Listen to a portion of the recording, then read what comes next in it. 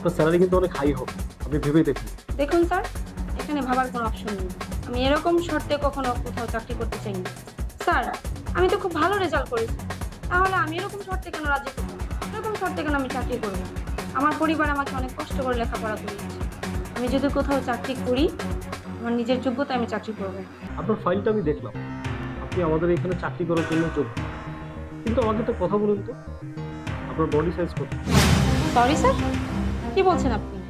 হ্যাঁ, আপনি বুঝতে পারছেন না? আপনি তো অ্যাডাল্ট, কেন বুঝছেন না? বলুন আপনার বডি সাইজ কত? সরি স্যার, আমি আমার পার্সোনাল ডিটেলস বলে আমি কোথাও ইন্টারভিউ দিব না। দেখুন, আমাদের এখানে আমরা এইভাবে ইন্টারভিউ নিয়ে থাকি, সুতরাং আপনার বলতেই হবে।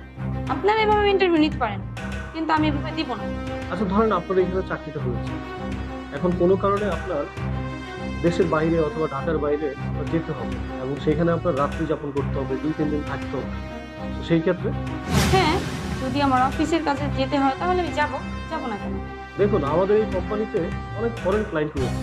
মনে হতে পারে সেই ফরেন ক্লায়েন্টদের সাথে আপনার পার্সোনাল টাইম স্পেন্ড করতে হতে পারে, অথবা রুমও শেয়ার করতে হতে পারে। সেই ক্ষেত্রে দেখুন স্যার, আমি কোনো ক্লায়েন্টদের সাথে টাইম স্পেন্ড করে অথবা রুম শেয়ার করে কোনো জব করতে চাই না।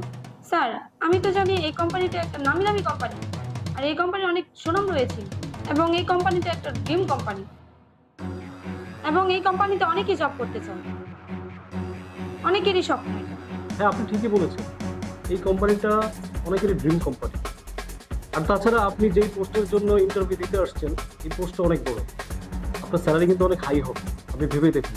দেখুন স্যার, এখানে ভাবার কোনো অপশন নেই। আমি এরকম শর্তে কখনো কোথাও চাকরি করতে চাই না। স্যার, আমি তো খুব ভালো রেজাল্ট করেছি, তাহলে আমি এরকম শর্তে কেন রাজি করব? এরকম শর্তে কেন আমি চাকরি করব? আমার পরিবার আমাকে অনেক কষ্ট করে লেখাপড়া করিয়েছে। আমি যদি কোথাও চাকরি করি, আমার নিজের যোগ্যতায় আমি চাকরি করব। আমার এডুকেশন সার্টিফিকেট দিয়ে আমি চাকরি করব। আমার নিজের রূপ দেখিয়ে আমি কোথাও চাকরি করতে চাই না। সরি স্যার, আমি আপনাদের এই কোম্পানিতে চাকরি করব না। দাঁড়ান, কোথায় যাচ্ছেন? স্যার, বলেছি না আমি এভাবে চাকরি করব না। আরে বসুন না, আপনি বসুন। কংগ্রেচুলেশন, আপনার জবটি হয়ে গেছে। স্যার, কি বলছেন? সত্যি? আমি তো আপনাদের শর্তে রাজি হইনি, তাহলে আমার চাকরিটা হয়ে গেল কিভাবে?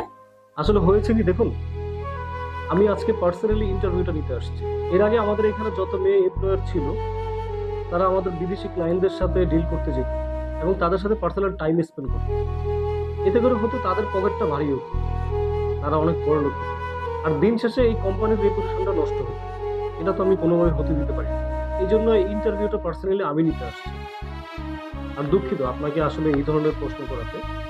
আসলে আপনাকে এই ধরনের প্রশ্ন করে দেখলাম, আপনি কি অন্যান্য মেয়েদের মতো কি এইসব কথা শুনে কি আপনি রাজি হয়ে যান কিনা? আর আমি আপনার সততা দেখে খুবই মুগ্ধ হলাম, এই জন্য আপনাকে সিলেক্ট করেছি। আসলে আপনার মতো এমপ্লয়ারে আমি খুঁজছি, যে কিনা সততার সহিত আমার এখানে চাকরি করবে এবং আমার ক্লায়েন্টদেরকে হ্যান্ডেল করবে।